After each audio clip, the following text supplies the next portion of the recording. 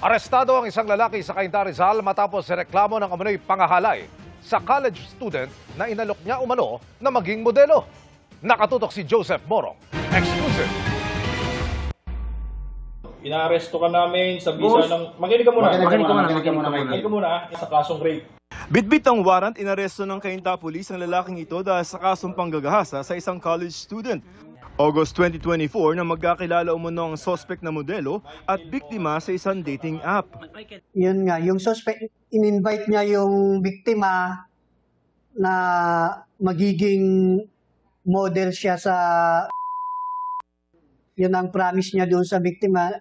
Pumayag umano ang biktima na makipagkita sa suspect na tutulungan umano siya kung paano humarap sa kamera. Yung suspect, in-invite niya yung victim doon sa bahay niya. Pinainom niya itong biktima natin, nag-inuman sila hanggang nahilo yung biktima at doon niya na ginawa yung paghalay doon. Mariing tinanggi ng suspect ang paratang. Hindi ko po ginawa yung ganong krimen. Mabuti po akong tao, may mga anak po ako. Kawawa po yung mga anak ko. Sabi pa ng suspect, walang nangyaring rape dahil inakit pa umano siya ng babae. Anya, nagalit daw ang nagrereklamo dahil 600 pesos lamang ang ibinigay niya. Humingi siya ng tawad at handa raw makipag-areglo. Kasalukuyan siya nakadetine sa custodial facility ng Cainta MPS.